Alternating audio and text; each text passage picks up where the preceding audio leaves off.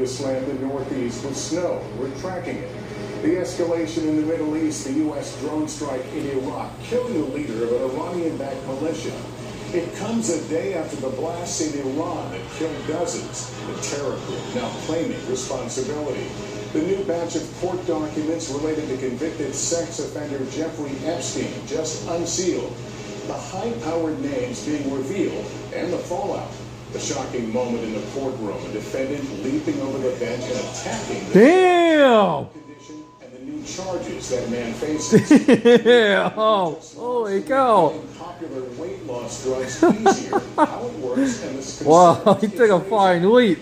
That's what you call a flying leap. For more than 30 years until now, 13-year-old gamer who toppled Tetris.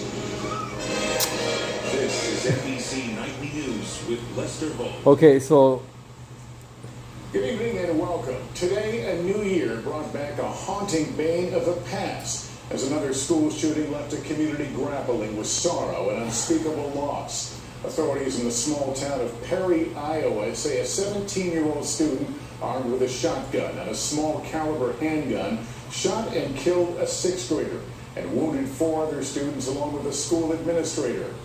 By the time police located the shooter, they say he was dead from a self-inflicted gunshot wound. It happened early this morning as classes at Perry High School were set to resume today following the holiday break.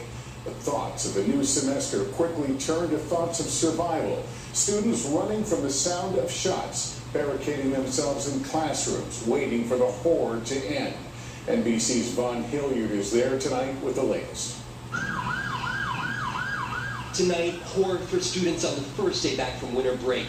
A sixth grader killed and 5 others wounded in a school shooting in Perry, Iowa. Units, we got an active shooter situation at Perry High School. Authorities say the shooting started at approximately 7:37 this morning as students and faculty arrived on campus. Officers arrived within 7 minutes. We've got reports of multiple 7 minutes. They immediately made entry and with 7 minutes. faculty either sheltering in place or running from the school. Law enforcement officials say among the injured, 4 students and 1 school administrator, all being treated at nearby hospitals. The shooter, identified as Dylan Butler, a junior at the high school. Police say he was killed by a self-inflicted gunshot wound. Butler was armed with a pump-action shotgun and a small caliber handgun. now we need to know how he fucking got it, right? Search of the school, If he stole from his parents, if he stole from relatives. Friends say Butler was bullied. One friend says he messaged her minutes before the shooting. He said that he was fine and he was okay, he was all good. I already knew he was bullied. Philip Gray Just believes as soon as they his showed his shot. picture, I already knew the reason why. I'm not. I can't go into it, but he probably got hit. yeah, And I could tell. we tried to run away. Do you know how your friend is doing? I'm praying that he's okay. A devastating tragedy hitting this small, tight-knit community. And Vaughn joins us in the Perry High School. Vaughn, what's the status of the investigation right now? Lester, multiple law enforcement agencies are on the ground here in Iowa, including the FBI, investigating the potential motive of this shooter. While the students at this school of nearly 700 just wait for the word on the conditions of their classmates. Lester? All right, Vaughn Hilliard tonight. Thank you. Now to the cross-country storm affecting so many Americans, expected to bring lots of rain, This is snow, and high what I winds want to through show the too. weekend. Dylan Dreyer is tracking it. Dylan, where is this headed and when? Well, Lester, right now the storm has been sitting through the southern Rockies. It's going to continue to intensify as it moves eastward through tomorrow, bringing some heavy rain likely along the Gulf Coast. Then it makes its way up into the mid-Atlantic and into the Northeast. We are starting to see the models come into more agreement that it should be mostly rain along that I-95 corridor from Washington, D.C. up through Philly, through New Jersey and into New York as well. And then inland areas will likely see some of that heavier snow, especially up across New Anything England. along the Iowa 81 corridor is probably going to be heavier snow. That was the model of about 1 hour ago.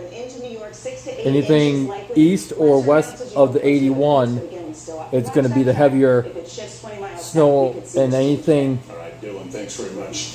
Once again today, you know, towards my way isn't. So it'll be, I'm going to be right on that line. So I'm already prepared and ready to go though. So I got the diesel heater running in the van. I got it warmed in there.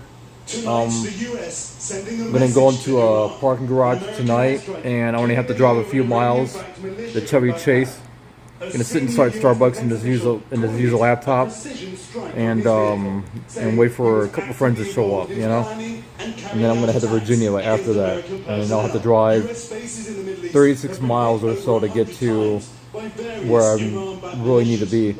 So, well, no, I need to stop in Alexandria first tomorrow, and then stop, and then I'll go to the Lamb Center, maybe get a free lunch or something, and then head into Chantilly. So. The Houthis launching an unmanned drone boat loaded with explosives and detonating just a couple of miles from U.S. Navy and commercial ships, the Pentagon says. President Biden under pressure to order a stronger military response. Among the options reviewed by members of his national security team Wednesday, strikes against Houthi targets inside Yemen, involving the U.S. and other allied militaries, according to two current administration officials. Well, I'm certainly not going to telegraph any punches one way or the other. We'll take the responsibility seriously. The Red Sea, a critical economic route, used by 12% of global cargo shipping, as fears mount of massive disruption to trade, fueling more inflation. Meanwhile, Iran is under pressure too, after that deadly terror attack inside Iran Wednesday.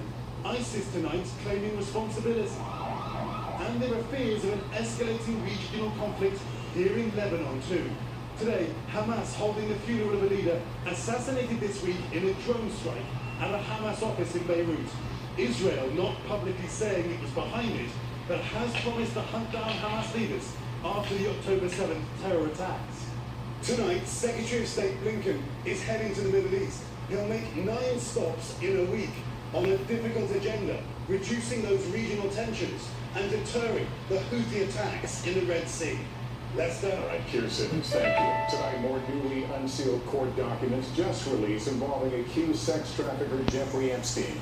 As we get new insights about the high-profile network of people associated with Epstein, senior legal correspondent. Finally. Tonight, the blast radius from Jeffrey Epstein. We need those fucking names right now. Hundreds of pages of old court records now unsealed, adding more context to the wide network the convicted sex offender maintained. Powerful politicians, celebrities, not accused of any crimes themselves, but whose links to Epstein have followed them long after his death in 2019. Part of this is understanding who helped facilitate the trafficking, who was around, who knew about it. Generally, this is information that the public has not previously. Beyonce was on the flight list too. A lawyer for Virginia Giuffre, one of Epstein's accusers, rolling out the first batch of documents late Wednesday. There's a lot more to come. This beginning part is a small percentage. Yep. All of the materials are drawn from an old civil defamation lawsuit Giuffre brought against Epstein's former girlfriend, Ghislaine Maxwell, accused of grooming Giuffre and others for abuse. That lawsuit was settled back in 2017, and Maxwell was later convicted of sex trafficking after Epstein died. The questions have remained about his connections, and so the Miami Herald successfully persuaded. Yeah, but he had the dirt on like everybody high up there, especially in the government. He fucking has all the dirt, and the thing about it is that they couldn't let him spill the beans. So that's the reason why that they hung him. He doesn't just hang himself. No. Clinton has not been accused of any wrongdoing, and Clinton's spokesperson pointed NBC News to a past statement denying knowledge of Epstein's crimes. Sjoberg also recalled a trip to Atlantic City, saying Epstein said he could call up Mr. Trump. She responded no when asked if she ever had sexual contact with the former president, and Mr. Trump has denied having a close relationship with Epstein over the years and is not accused of any wrongdoing in the documents. He was a fixture in Palm Beach. I had a falling out with him a long time ago. Sjoberg's unsealed deposition I sure hope so. new names. She described I sure hope so, but I think Trump's telling the truth, though, to be honest. I really do. If she was Things being honest. Girls were getting paid to find other girls. He has not returned multiple requests for comment. And Laura, some new documents have come out in the last few minutes. What do we know about them? Yeah, that's right, Lester. A little more than 300 pages of new materials here, including more deposition transcripts, more routine court filings, some of them including perhaps witness interviews with victims. We're going to pour through them, but as of right now, it looks like a fair amount of material that we have previously seen, but we're going to look for new names, of course, Lester. Laura, thanks very much. Now to the countdown of the Iowa Republican caucuses. Ron DeSantis and Nikki Haley holding separate town halls tonight in Des Moines. I'm going to get off this thing so I can respond to some messages and stuff. In a one-on-one interview with our Dasha Burns, he ramped up his attack on Haley and says he's confident he has a path to victory. Tonight, 11 days until the